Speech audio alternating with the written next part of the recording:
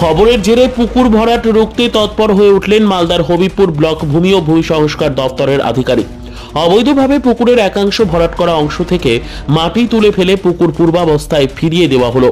উল্লেখ্য, চলতি মাসের 7 তারিখে মালদার হবিপুর ব্লকের বুলবুলচন্ডী অঞ্চল এলাকায় পুকুর ভরাটের অভিযোগ ওঠে। বুলবুলচন্ডী অঞ্চলের কচুপুকুর মৌজার সরকারপাড়া এবং সাহাপাড়ার মাঝে অবস্থিত পদ্মপুকুর নামে একটি পুকুর কেউ বা কারা রাতের অন্ধকারে মাটি ফেলে বুঝিয়ে দেওয়ার চেষ্টা করে।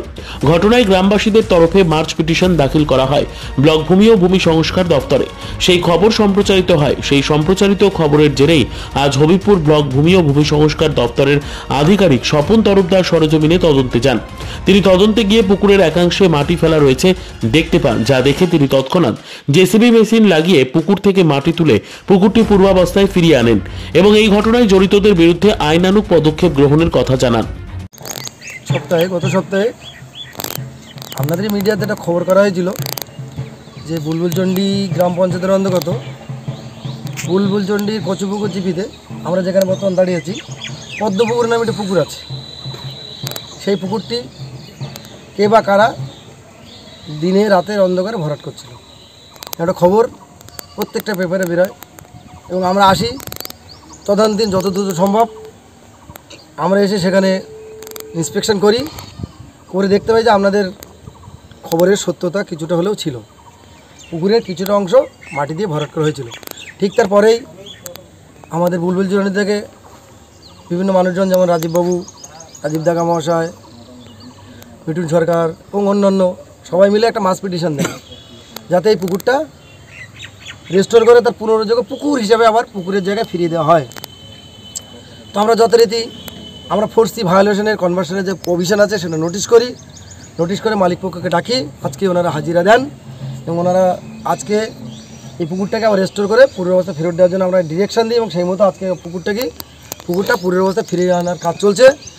আজ কমপ্লিট না হলেও কাজও চলবে। যত সময় পুকুরটা যে অবস্থা ছিল তত সময় না হলে এই পুকুরটা আবার আমরা ইন্সপেকশন করতে থাকবো। আজকাল যখনও পুকুর পূর্ব অবস্থায় ফিরে আনবো, এটাই আমাদের মেন উদ্দেশ্য। এবং ভবিষ্যতে হবিপুর জিপি, শুধু বুলবুলচন্ডী না, হবিপুর জিপিতে একটা পুকুর ভরাট হলে তার বিরুদ্ধে আইনি ব্যবস্থা নেব, এটা আমরা বদ্ধপরিকর। ব্লক প্রশাসন এবং সর্বোপরি আমি assistant director BLNL Swapan Tarafdar, Habipur বিএলএর অফিস, এটা আপনারাও দেখেছেন যে আগে আমরা অনেকগুলো পুকুর, প্রত্যেকটি পুকুর আমি খুঁড়িয়েছি এবং তার পূর্বাবস্থা ফিরত নিয়েছি। এটা তার ব্যতিক্রম হবে না, এটা তার ব্যতিক্রম নয়, এটাও আমরা সেই একই কাজ করব। এবং এ ব্যাপারে যারা কমপ্লেন করেছিলেন, কমপ্লেনেন্ট ওনারাও আছেন, ওনাদের কিছু বক্তব্য আমি বলার জন্য অনুরোধ করবো। কারণ আমি আমার পক্ষ থেকে সরকারিভাবে যা কাজ করার সেটা আমরা করেছি।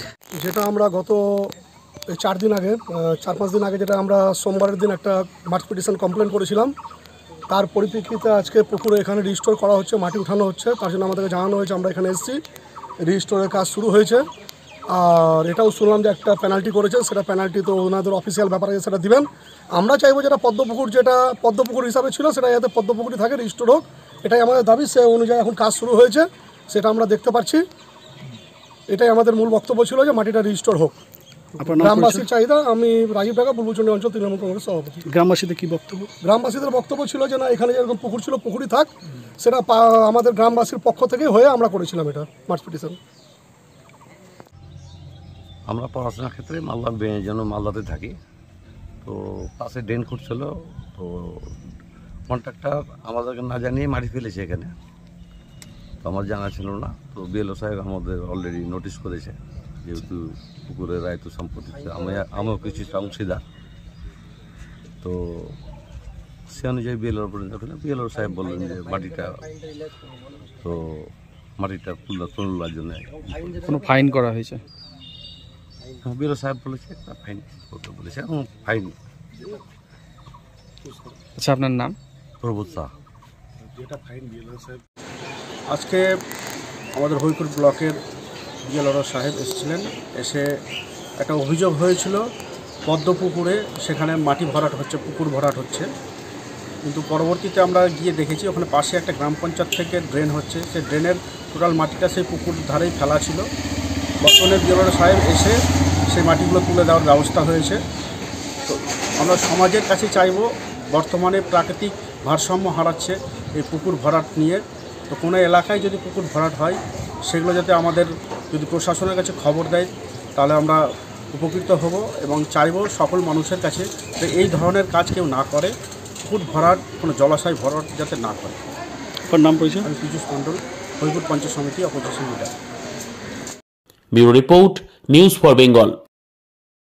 This channel does not promote or encourage any illegal activities. All contents provided by this channel is meant for educational purpose only.